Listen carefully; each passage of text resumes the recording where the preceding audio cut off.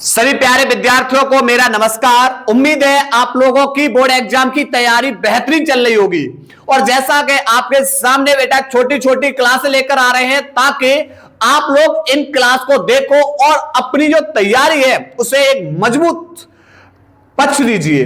और जैसा कि आप लोगों के सामने फिर से महत्वपूर्ण अवक्रिया लेकर आया हूं, 3 अवक्रिया फिर से लेकर आया हूं। कौन सी? पहली है हेल-बोलाहट जेलेंस्की अवक्रिया, बोर्ड एग्जाम की सबसे महत्वपूर्ण अवक्रिया है बेटा, इस साल के लिए ध्यान रखना। उसके बाद यूरोट्रोपिन और उसके बाद हमारी कौन है? फ्रैंकलैंड अवक्रिया। आओ समझते हैं हेल-बोलाहट जेलेंस्की अवक्रिया। तो हेल-बोलाहट जेलेंस्की अवक्रिया होती किससे है? तो बेटा ध्यान रखना, अल्फा हाइड्रोजन युक्त कौन होना चाहिए? Carboxylic acid. भैया किससे मतलब है? अल्फा हाइड्रोजन युक्त कार्बोक्सिलिक अम्ल से। और ध्यान रखना जो हमारा अल्फा हाइड्रोजन युक्त कार्बोक्सिलिक अम्ल होगा उसके जो अल्फा वाला कार्बन होगा उस अल्फा वाले कार्बन से हमें क्या करना है? हाइड्रोजन को बाहर करना है और उस पर किसको जोड़ना? लाके हैलोजन को जोड़ना है। किसकी उपस्थिति में करोगे? लाल फास्फोरस, सूर्य का प्रकाश। और किसके साथ क्रिया करा सकते हो? क्लोरीन या ब्रोमीन के साथ। आओ कराते हैं। तो आपने ले लिया एक बेटा कार्बोक्सिलिक अम्ल COOH, ठीक है। ये हमारा कौन है? Carboxylic acid. अब सुनो, केवल और केवल हमें बेटा इस HBZ अवक्रिया में हमें केवल मतलब है किससे? अल्फा कार्बन से। अल्फा कार्बन से हमें हाइड्रोजन को हटाना है और हैलोजन को जोड़ना है। तो अब पहचानो कैसे? ये बेटा जो क्रियात्मक समूह है ना, कार्बोक्सिलिक अम्ल का क्रियात्मक समूह जिस कार्बन से जुड़ा हुआ है वही कार्बन हमारा अल्फा है। तो इस अल्फा से बेटा H को हटाओ, हैलोजन जोड़ो। तो अब चाहे आप क्लोरीन से क्रिया कराओ चाहे ब्रोमीन से। उत्प्रेरक लाल फास्फोरस बेटा हमने ले लिया सूर्य का प्रकाश, ठीक है।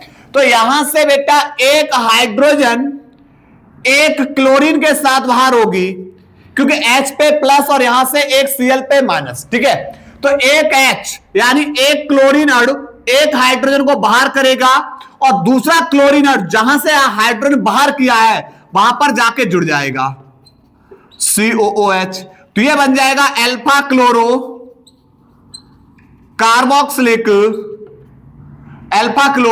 Carboxylic acid. अब आपसे पूछा जाए क्या द्वारा फिर रिएक्शन होगी, क्या द्वारा फिर अभिक्रिया होगी? आप बोले सर बिल्कुल। क्यों? क्योंकि अल्फा के पास अभी भी एक हाइड्रोजन है, फिर से इसको क्लोरीन के अणु द्वारा बाहर करिए और यहां पर बेटा क्लोरीन को ले आइए, लाल फास्फोरस Hb। तो यहां से एक क्लोरीन का अणु फिर से इस हाइड्रोजन को बाहर कर देगा और दूसरा क्लोरीन अणु जहां से हाइड्रोजन बाहर किया वहां पे जाके जोड़ दीजिए। तो C के पास एक Cl पहले से जुड़ा हुआ है, एक Cl और जुड़ जाएगा और COOH। यह बन जाएगा अल्फा अल्फा, दोनों के दोनों अल्फा पे है, डाइक्लोरो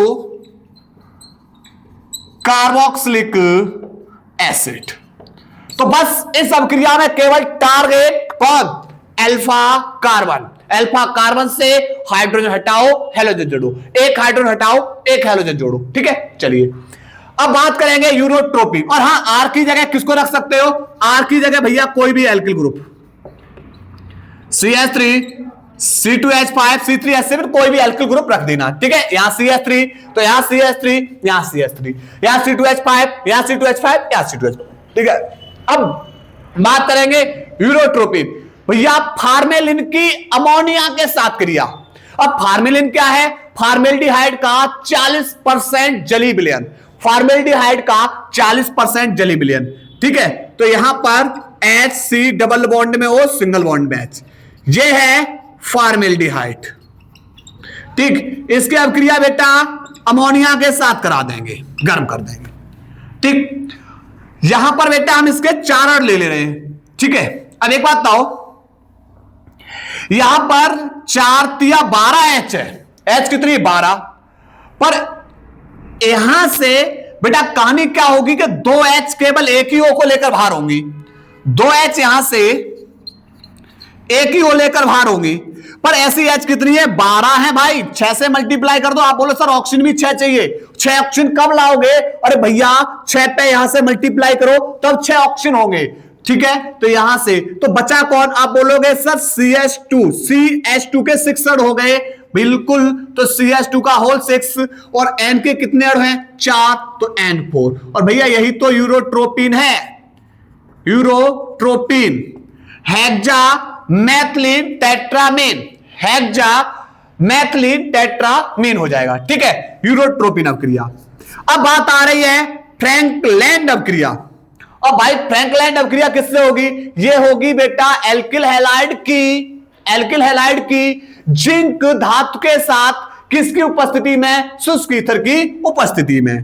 तो एल्किल हैलाइड को फॉर्मूला है RX और जिंक धातु को फॉर्मूला है ZN, उत्प्रेरक शुष्क ईथर।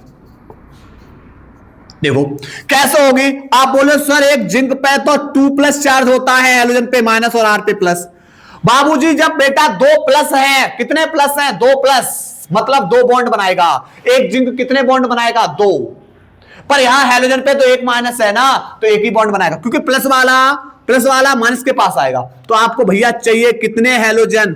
2 हैलोजन चाहिए। तो यहां पर एक ZN, 2 हैलोजन प्लस। अब प्लस का प्लस के साथ बॉन्ड नहीं बनेगा तो खुद का ही बॉन्ड बनाएगा, 2R। R खुद के साथ बॉन्ड बना लेगा। तो R और R जब आपस में मिल जाएंगे तो एल्केन, मतलब कार्बन की संख्या बढ़ी। यहां एल्किल हैलाइड था, एल्किल हैलाइड था, जिंक धातु के साथ क्रिया कराई, क्या बन गया? एल्केन। अब बात करेंगे R की जगह, तो R की जगह बेटा आपको चाहे CH3 यहां रख देना, चाहे C2H5, चाहे C3H7। और X की जगह आप लोग बेटा किसको रखोगे? हैलोजन, फ्लोरीन, क्लोरीन, ब्रोमीन और आयोडीन, ठीक है। तो उम्मीद है आप लोगों को अवक्रियाएं बेटा पसंद आई होंगी। नोट करिएगा और लगातार मेहनत करते रहिएगा।